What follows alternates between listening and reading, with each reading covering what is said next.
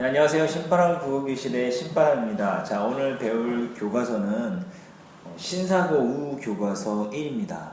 자, 두 번째 대단원이고요. 두 번째 소단원 유배지에서 보낸 편지를 배워보도록 하겠습니다. 편지라 그랬으니까요. 글의 종류는 편지글이 되겠죠. 편지글. 다산 정약용 선생이 아들에게 쓴 편지입니다. 자, 그럼 한번 보도록 하죠. 자, 남의 도움을 바라지 말고 도와주어라. 자, 우리 교재 43쪽입니다. 오늘도 열심히 공부해 주시길 부탁드리면서 이제 시작합니다. 집중하세요. 너희들은 편지에서 항상 버릇처럼 말하기를 일가 친척 중에 한 사람도 불쌍히 여겨 돌보아 주는 사람이 없다고 탄식하더구나. 더러는 삶이 험난한 물길 같다느니 꼬불꼬불한 길고 긴 험악한 길을 살아간다고 한탄하는데 이는 모두 하늘을 원망하고 사람을 미워하는 말투니 큰 잘못이다. 지금 두 아들이 편지를 보낼 때 뭐 하는 거예요? 한탄하는 거예요. 이것이 그 두 아들이 편지를 아버지에게 쓸 때 한탄의 내용이죠.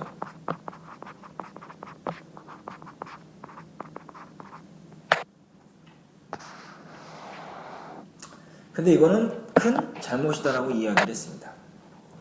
전에 내가 벼슬 하고 있을 때에는 근심할 일이나 질병의 고통이 있으면 다른 사람들이 돌봐주게 마련이어서 날마다 어떠시냐는 안부를 전해오고 약도 주고 양식까지 보내주는 사람도 있어서 너희들은 이런 일에 익숙해져 있었을 것이다.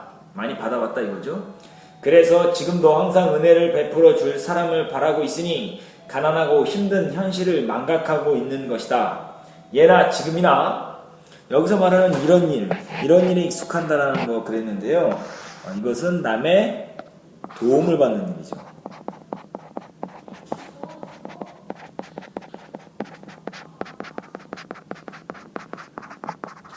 남의 도움을 받는 일에 익숙하다 이거죠. 그래서 지금도 항상 은혜를 베풀어 줄 사람을 바라고 있고 가난하고 힘든 현실을 망각하고 있고 있는 것이다. 예나 지금이나 남의 도움만을 바라면서 사는 법은 없다. 오늘날 이처럼 집안이 망하긴 했으나 아직도 다른 일가들에 비하면 오히려 나은 형편이다. 다만 우리보다 못한 사람을 도와줄 여유가 없을 뿐이니 남을 돌볼 만한 여유는 없지만 그렇다고 극심하게 가난하지도 않으니 굳이 남의 도움을 바랄 필요는 없지 않겠느냐?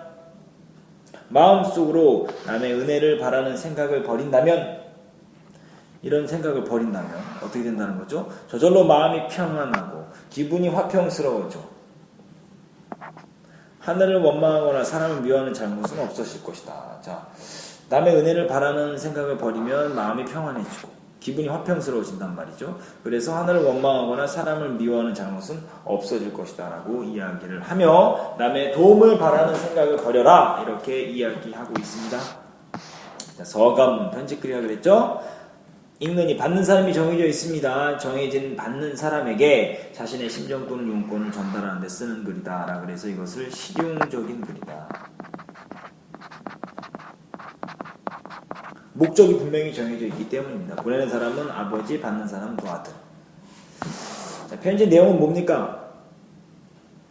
하늘을 원망하거나 사람을 미워하지 말고 남을 도와라. 남을 돕고 그에 대한 보답을 바라면 안 된다.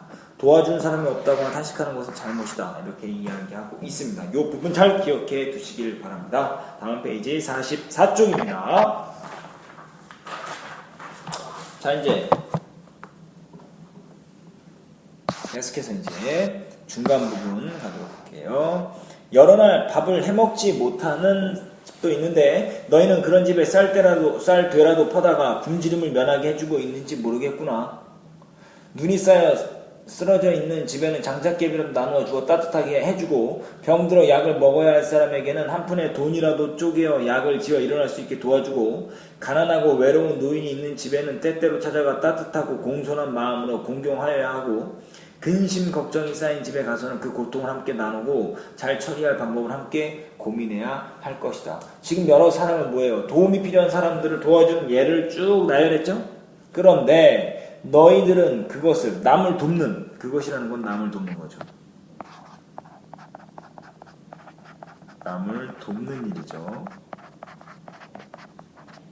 남을 돕는 일을 잘하고 있는지 궁금하구나. 이런 일도 하지 못하는데 어떻게 너희들이 위급할 때 다른 집에서 허겁지겁 달려와 도와줄 것을 바라겠느냐. 남이 어려울 때 자기는 은혜를 베풀지 않으면서 남이 먼저 은혜를 베풀어 주기만 바라는 것은 잘못이다. 이후로는 항상 공손하게 마음을 다하여 다른 일가들의 마음을 얻는 일에 힘쓰고 보답을 바라는 생각도 갖지 않도록 하여라. 훗날 너희들에게 걱정거리가 생겼을 때 다른 사람들이 보답해주지 않더라도 이해하고 용서하는 마음으로 그분들이 마침 도와줄 수 없는 사정이 있거나 여유가 없는 모양이구나 라고 생각하라. 이 부분 보실까요? 남을 뭐하는 마음이죠? 이해하고 용서하는 마음이에요. 이게 이해하고 용서하는 마음이에요. 이게 이런 거죠. 나는 지난번에 이리저리 해주었는데 저들은 이렇다니 하는 소리는 농담으로라도 하지 말아야 한다. 만약 이런 말 한 번이라도 입 밖에 나오게 된다면 지난날 쌓은 공덕이 하루아침에 사라져 버릴 것이다. 그러니까 도움을 바라고 나중에 내가 도와주는 것에 대한 보답을 바라면 그것은 안 하니만 못한 일이 된다라고 이야기하는 거죠. 자, 한번 정리해 볼까요? 굶주린 사람, 눈에 쌓여 쓰러져 있는 집, 병든 사람, 가난하고 외로운 노인, 근심 걱정 있는 사람은 이러한 방식으로 도와주고, 도움에 대한 글쓴이의 생각, 이거 중요하죠. 남의 도움을 바라지 말고, 남의 도움을 바라기 전에 남을 먼저 돕고, 남을 도울 때는 보답을 바라지 말아야 한다는 것 기억해 두시길 바랍니다. 자, 오늘 이제 배워야 될 부분은 다 배웠는데요. 그러면 소단원 한눈에 보기 41쪽으로 가셔서 정리해 보도록 하겠습니다. 우리 교재 41쪽 소단원 한눈에 보기. 자, 시험 족보 한번 살펴보시죠. 남을 돕는 방법은 이건 시험 문제 많이 나오겠죠. 다음 중 남을 돕는 방법으로 알맞은 것은, 알맞지 않는 것은, 그리고 남을 도우며 보답을 바라지 말아야 하는 이유는 자신이 도와준 것에 대해서 보답을 바라는 말을 하는 경우는 자기가 쌓은 공덕이 하루아침에 사라져버리기 때문에 좋지 않다라는 것을 이야기하고 있습니다. 자, 책을 읽기 전 예측에 활용된 요소, 이 부분을 붙여주시고요. 글쓴이의 정보, 작가가 글쓴이가 어느 시대에 살았는지를 살펴봄으로써 글쓴이의 가치관과 글을 쓸 때 상황 등을 예측할 수 있고, 책 머리에는 책의 주제를 예측할 수 있으며 차례를 통해서 전반적인 내용의 흐름을 파악할 수 있습니다. 추천의 글에서 독자가 어떻게 책의 내용을 받아들여야 할지를 미리 알 수가 있다는 것 기억해 두시길 바랍니다. 달라진 처지와 그에 대한 일깨움. 어려울 때 다른 사람들이 돌아봐 줬는데요. 과거 벼슬을 할 때는, 글쓴이가 벼슬을 할 때는 그것을 익숙하게 여겨서 지금은 사람들의 도움을 바라고 있는 거죠. 근데 이런 것은 좋지 않다. 가난하고 힘든 현실을 잊지 않아야 하고 남의 도움을 바라며 사는 법은 없다라고 이야기하고 있습니다. 자, 결국 남을 도와주면서 살아라. 도움을 받기보다는 남을 도와라. 이렇게 이야기해주고 있는 편지인 셈이죠. 자, 오늘 배운 부분 어느 정도 이해가 되셨습니까?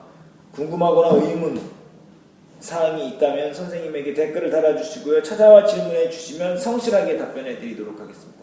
오늘 열심히 공부했는가 반성해 보시고요. 꼭 복습하시고 41쪽 소단 한눈에 보기 오마이노트 하시길 바라며 관련 문제도 꼭 풀어보시길 바랍니다. 오늘도 부족한 저의 말씀을 끝까지 경청해 주셔서 감사합니다. 다음 시간에 다시 만나요. 소년이여 야망을 가져라.